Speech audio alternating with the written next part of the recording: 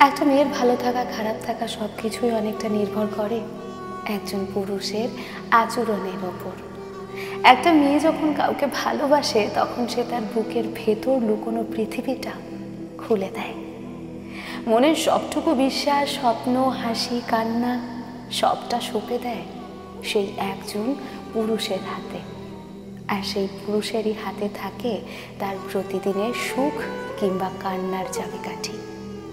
একজন পুরুষ চাইলে তার প্রেমিকাকে রানী করে রাখতে পারে ভালোবাসায়, সম্মানে আর যত্নে। আর চাইলেই সে মেয়েটার চোখে আলো এনে দিতে পারে, যার আলোয় মেয়েটার ভেতরে ঝলমলে একটা দিন শুরু হয়। তার ছোটোখাটো আবদারগুলো গুরুত্ব পেলেই সে হয় সবচেয়ে সুখী নারী। কিন্তু সেই একই পুরুষ চাইলে সেই মেয়েটিকে মুহূর্তেই ভেঙে ফেলতে পারে। অবহেলার একটা কথায়, উপেক্ষার একটা দৃষ্টিতে, বারবার কথা না রাখার অভ্যেসে সেই মেয়েটির প্রাণ খোলা হাসিটা ম্লান করে দিতে পারে। একটা মেয়ে বাইরে থেকে যতই দৃঢ় হোক, তার ভেতরটা আবেগে ভরপুর এবং খুব কোমল।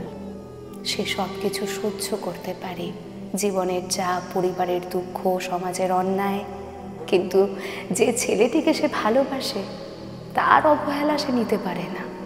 সেই ছেলেটার একটা ভুল শব্দ, একটা উপেক্ষা তার হৃদয়ে ছুরি চালানোর মতো লাগে।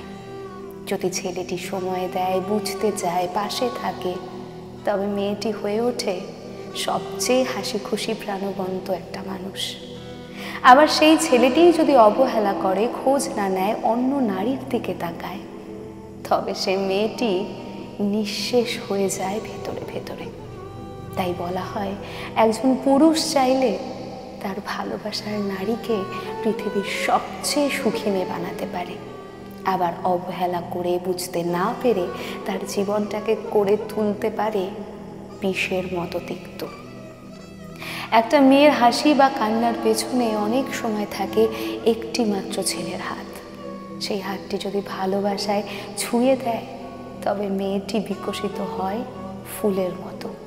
আর যদি সেই হাতটি ঠেলে দেয় উপেক্ষার দিকে, তবে মেয়েটির জীবন শুকিয়ে যেতে থাকে নিঃশব্দে।